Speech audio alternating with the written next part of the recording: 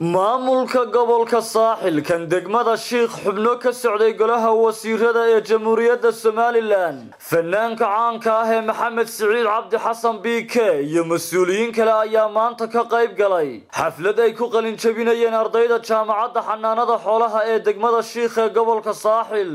ardaydan ayaa dhamaystay kulliyadaha kala duwan ee kala ah barashada caafimaadka xoolaha iyo sidoo kale barashada beeraha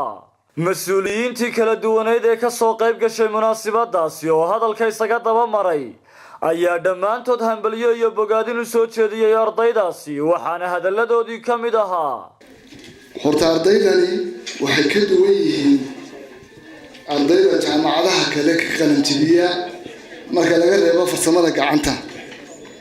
waayo ardayga farsamada gacanta ka qalanjibiya noloshiisa cimrigiisa oo dhan gacantu iskaga sitaa waa inuu isku dayaa cilmigii uu bartay waxaan uga jeedaa anigu noloshaydu way badan tahay kulli maayo baa laga yaabaa inuu bartay dadku laakiin noloshaydu way badan tahay waxaan ahay beeraley waxaan ahay xoolo dhaqato waxaan ahay ganacsade waxaan ahay kalluun leh oo baddaan ku jira nin aan meelba soo xidho noloshiisa yaqaana inuu ilaahay abuurtay risqiisuna meel walba yaallo oo jeeda baan ahay waxaad ogaataa waalidkii waajibkuu lahaa uu gutay wuu soo dhammaystay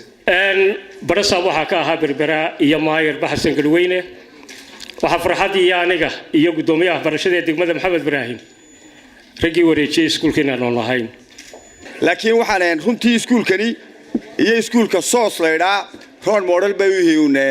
Somaliland waana iskuul regional runtiina waxa weeye waxay ka mid yihiin iskuulada aad iyo aad wasaaradda waxbarashadu wuxuuna ahaa heshiiskii lagu aasaasay haddii dib loo rifargareeyo xanaanada xoolaha iyo wasaaradda waxbarashada ahayd waayo wasaaradda waxbarashadu waxay mas'uul ka ahayd iskuulka ciidda gelaysa oo ilaa imika runtii gacanta ku hayso iyadaa soo xusha waxa kale oo jecelahay inaan uga faa'iideeyo runtii waalidiintii u hambaliyeeyo ardayda gacanta ku saysa iyo runtii maamulka iyo macallimiinta halkan waaweyn ee joogta runtii oo aad ugu dadaalay iskuulka ardayda ugu horeyn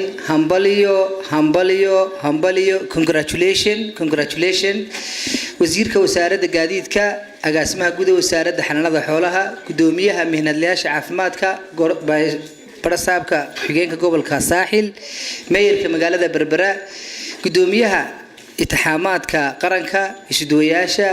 maayirka xigeenka degmada Sheekh barasaabadii hore ardayda qalin jabinaysa waalidiinta asxaabta halkan fadhida BK saxaafadda iyo macallimiinta iskuulka iyo guests from Makerere and Kenya Nairobi University Assalamu alaykum warahmatullahi wabarakatuh gobolka saaxil dawaanad ilaahay u mahadnaqaan kun jeer qofku wuxuu haysta hadaan u garanayn qof kala garanaya ardayda ka timid gobolada kale Soomaaliya waan soo dhaweynaynaa waanu hambaliyeenaynaa waanu dhiirigelinaynaa ugu dambeyntiina wasiirka wasaaradda gaadiidka iyo horumarinta jidadka ee Somaliland Cabdullaahi Abakar gudoomiyaha golaha deegaanka ee degmada Berbera Cabdishakuur Ciidin maayir ku xigeenka degmada Sheekh Cabdi Cartan Xaaji Abakar iyo barasaab ku xigeenka gobolka saaxil Maxamuud Xaaji Ibraahim ayaa soo afmeeray munaasabadaasi halkaas oo ugu dambeyntiina shahaadooyinkii iyo abaalmarino lagu gudoonsiiyay ardayda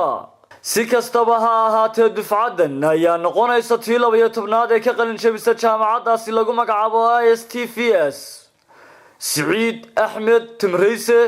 wararka telefishinka caalamiga ah Star degmada Sheekh ee gobolka saaxil